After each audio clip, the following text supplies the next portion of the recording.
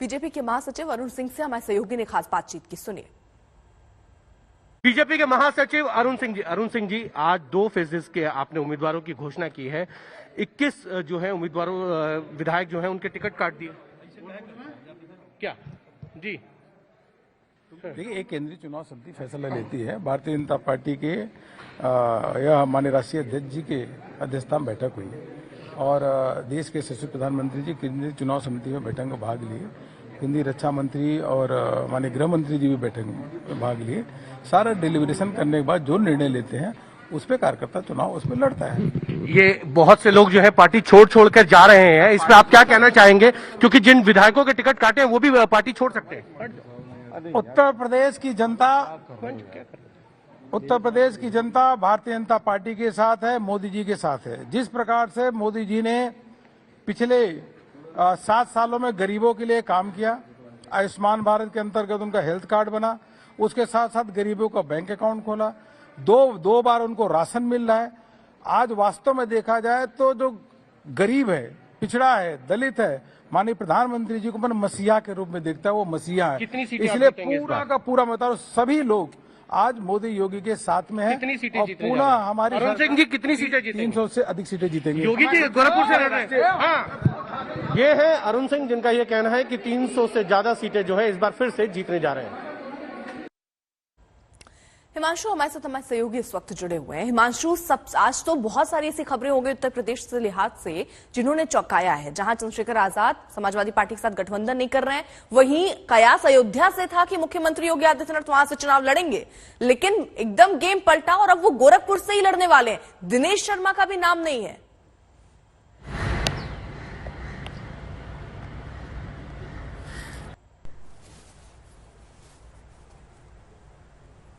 Hello. अगर आवाज आप तक पहुंच रही हो तो मैं सवाल दोहराऊं।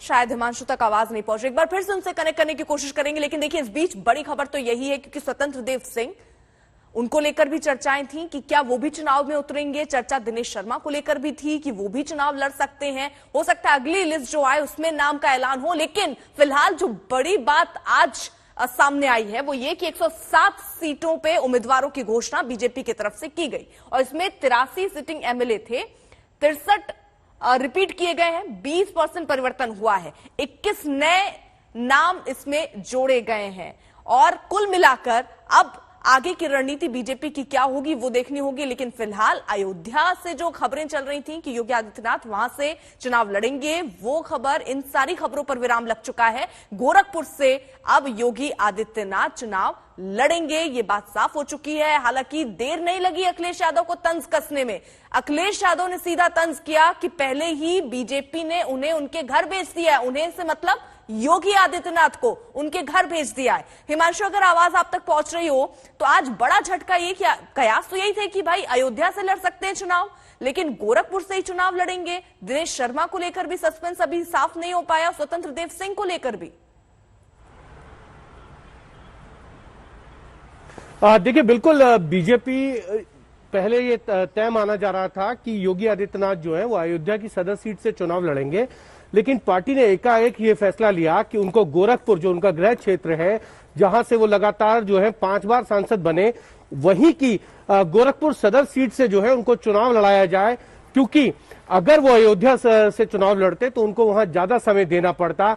गोरखपुर उनका अपना क्षेत्र है, वो वहां से पूरी तरीके से परिपक्व है और इसीलिए पूरी केंद्रीय नेतृत्व ने यह फैसला लिया कि वो गोरखपुर की सदर सीट से लड़े। और दूसरा कारण जो मुझे समझ आ रहा है वो ये है कि पडरौना, जो गोरखपुर से लगती हुई लोकसभा क्षेत्र और पडरौना की उसी सीट से जो है वहां से स्वामी प्रसाद मौर्य चुनाव लड़ते हैं और उनका खुद का बहुत प्रभाव है, ना सिर्फ जो है पडरौना, महाराजगंज, देवरिया और गोरखपुर। कहीं स्वामी प्रसाद मौर्य के वहां से पार्टी छोड़ के जाने का प्रभाव जो है पार्टी पे ना पड़ जाए और चुनाव में इसके खामियाजा ना भुगतना पड़ जाए, इसीलिए जो है योगी आदित्यनाथ को जो है वो चुनाव लड़वाया गया है गोरखपुर से। और कहीं एक मैसेज ना जाए कि योगी आदित्यनाथ जो है वो गोरखपुर छोड़कर जो है वो अयोध्या जा रहे हैं। तो इसी सारे समीकरणों को देखने के बाद जो है पार्टी ने तय किया कि उन्हें गोरखपुर से ही चुनाव लड़ाया जाए। अर्पिता। तो हिमांशु देखिए, कुल मिलाकर ये जो कहा गया, ये भी कहा गया आज जब धर्मेंद्र प्रधान ये प्रेस कॉन्फ्रेंस कर रहे थे कि देखिए 83 सिटिंग एमएलए थे, 63 रिपीट किए गए हैं और इसमें से 20% परिवर्तन हुआ है। यानी कुल मिलाकर स्वामी प्रसाद मौर्य जब पार्टी छोड़कर जाते हैं, जो और विधायक पार्टी छोड़कर जाते हैं, तो क्या ये जो रिपीटिशन हुआ है, ये 63 का जो आंकड़ा है, ये और कम हो सकता था अगर ये झटका बीजेपी को नहीं लगता तो? देखिए, बिल्कुल अगर ये झटका नहीं लगता तो और ज्यादा विधायकों और मंत्रियों की टिकट कटती, लेकिन ऐसा नहीं हुआ। कुछ विधायकों की टिकट काटी गई जिनका बहुत खराब जो है फीडबैक पार्टी को आया था और इसी कारण जो है पार्टी ने जो है 83 जो सिटिंग विधायक थे उनमें से 63 विधायकों की जो है टिकट काट दी और ये माना जा रहा है कि 21 नए उम्मीदवारों को जो है बीजेपी ने मौका दिया है। तो एक तरीके से पार्टी पूरी तरीके से समीकरण देखकर जो है वो उतार रही है कि कहीं किसी तरीके से पार्टी को चुनाव में खामियाजा ना भुगतना पड़े। जिन विधायकों के खिलाफ नाराजगी की रिपोर्ट थी, उनका फीडबैक ठीक नहीं था, उन्होंने अपने विधानसभा क्षेत्र के अंदर काम नहीं किया था, उनको जरूर टिकट बीजेपी ने काट दिया है।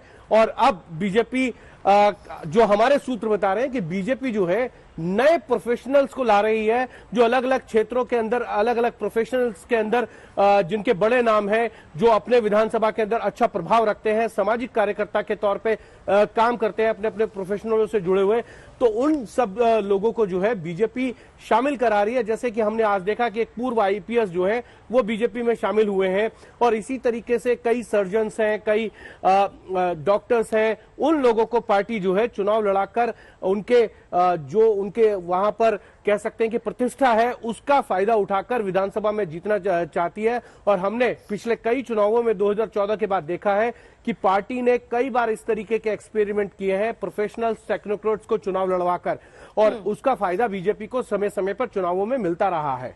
ठीक है हिमांशु, आप रहिए, नजर बनाए रखिए।